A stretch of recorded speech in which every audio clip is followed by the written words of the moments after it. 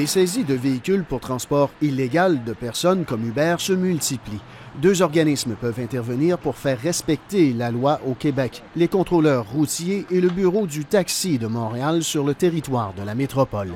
Chez les contrôleurs routiers, on a saisi 169 véhicules pour toute l'année 2015, alors que pour les 7 premiers mois de l'année 2016, le nombre de saisies atteint 429. La tendance est la même sur l'île de Montréal pour le bureau du taxi, alors qu'en 2015, il y a eu 585 saisies.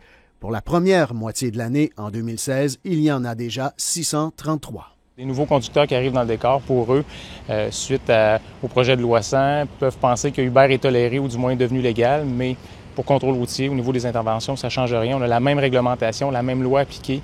En fait, les sanctions plus sévères incluses dans le projet de loi 100 entreront en vigueur seulement en septembre, un moment que l'industrie attend avec impatience. Ce qui nous rassure que la loi qui va être applicable à partir de 10 septembre, qui est très sévère et qui peut arrêter cette hémorragie. Mais sur le terrain, les chauffeurs en ont littéralement assez. L'exemple doit être donné par le haut.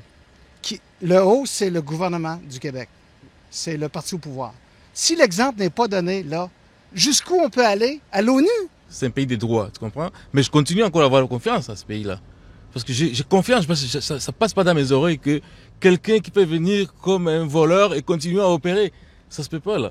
En repoussant de 90 jours l'entrée en vigueur de la loi régissant l'industrie du taxi, le gouvernement se donnait du temps pour négocier un projet pilote avec Uber. Au cabinet du ministre Jacques Daou, on nous indique que des discussions ont lieu tout au cours de l'été et qu'elles se poursuivent. De son côté, Uber n'a pas retourné nos appels. Ici Nicolas Vigneault, Radio-Canada, Québec.